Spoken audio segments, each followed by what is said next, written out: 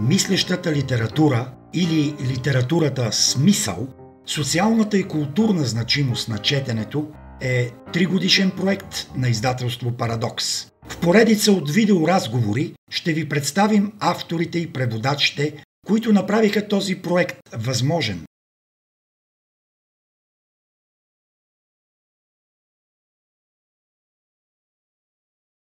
Здравейте, скъпи приятели на издателство Парадокс! Знаете защо сме тук? И отново ще разговаряме с Ванина Божикова, този път за една съвременна румънска писателка, която е доста по-различна от нещата, които с Ванина сме правили през годините.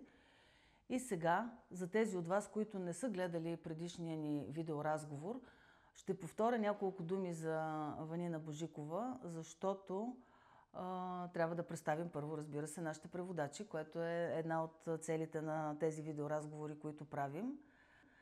С Ванина работим вече 22 години заедно. Както казах и в предишното видео, това е защото от 5 годишна възраст се познаваме.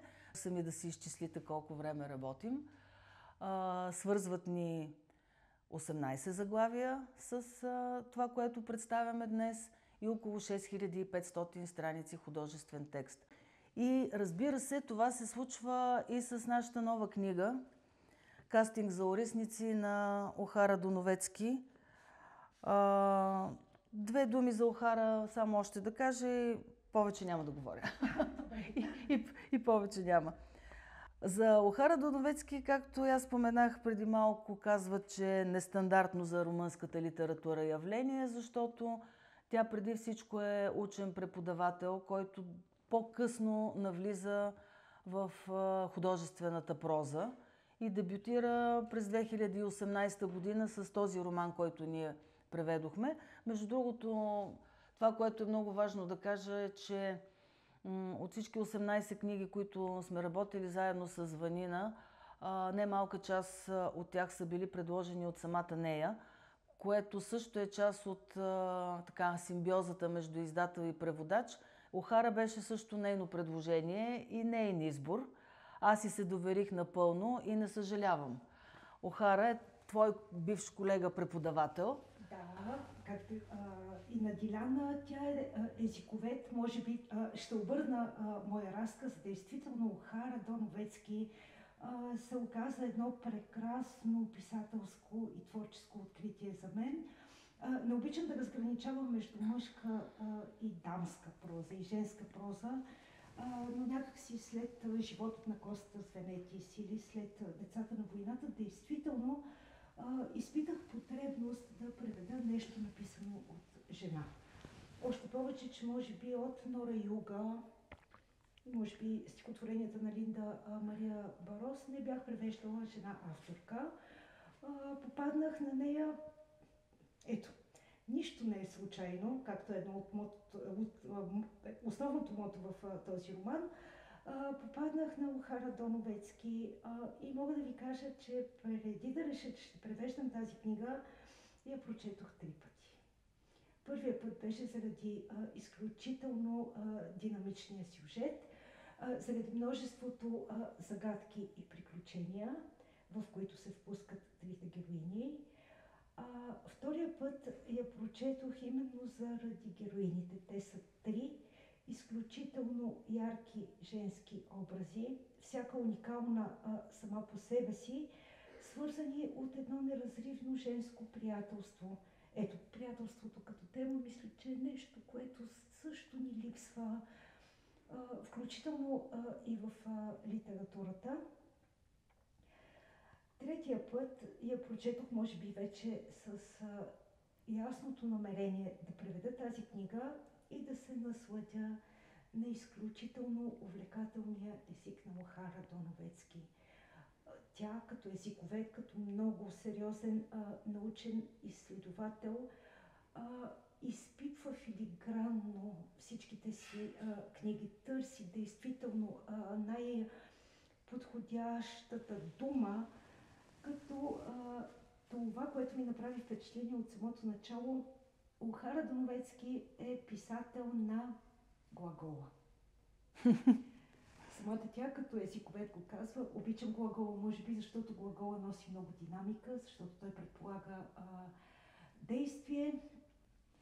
Иначе, както самата тя казва в една от хрониките, тъй като известно време живя и в Дубай, придружавайки съпруга си, няма да съм като търговец, нали, който хвали стоката си пред една сергия, но действително това е книга, която искрено препоръчвам, тъй като не е феминистка. Не тръгвайте с тази нагласа. Има множество научни препратки, най-вече антропологични. На второ място бих казала, че това е една книга, в която бушуват обитавана от призраци, защото там ще видим Ян Собески, ще видим Мария Кюри, ще видим любимата на Собески, Мария Кажимера. Със сигурност пропускам някого. Грета Гарбо. Грета Гарбо. Да, разбира се. Какво друго? Много бих се радвала и да се запознаете с самата авторка, защото тя, освен че е прекрасен писател и изследовател, е един прекрасен човек. Любопитно ми беше за епизодите в книгата, които се развиват в България. Нещо да кажем на нашите слушатели. Две неща, които е много важно да споменем. Охара Доновецки е родена и израснала в град Калараш, точно срещу Силистра.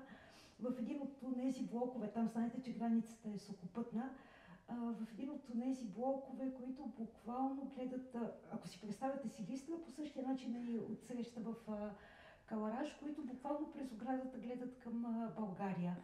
Тоест тя е дълбоко свързана с България.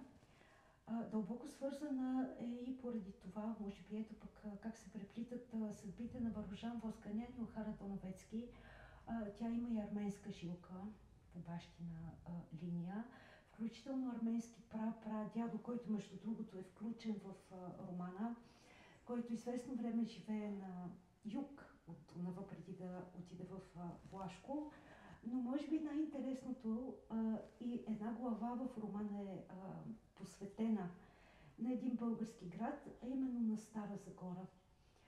Съпругът ти работи в продължение на 2 години в ТЕЦ Марица Изток. Охара във всяка една ваканция и отпуска, разбира се, отива, за да бъде с него.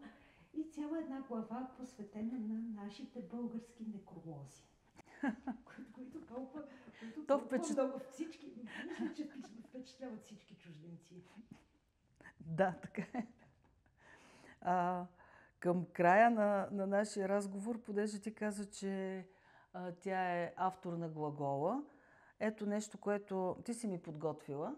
Авторката как говори за себе си и от какво още се чувства запленена. Значи тя е запленена от антропологичната лингвистика, каквото и да означава това, фразеологията и начина, по който те функционират, фикцията и легендите, по начина, по който разкриват настоящата реалност.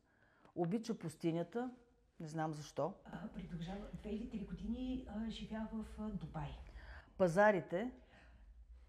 Пъстрите арабски пазари. Така, значи... Цялата им живописност.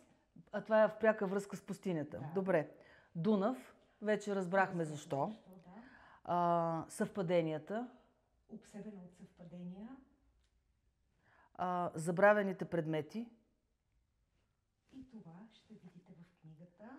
Продължавам още малко. Баницата със сирене. Ще и направим. Само да я поканим за представянето на книгата. Разбира се. Остров Капри, той на мен ми харесва. И аз бих се запленила много добре от него. Швейцарския шоколад и дъжда. Да. Благодаря ви много, че бяхте с нас. Мисля, че успяхме да ви заинтригуваме. Особено с шоколада и дъжда накрая. Благодаря. И некролозите в Стара Загора. И некролозите в Стара Загора, непременно.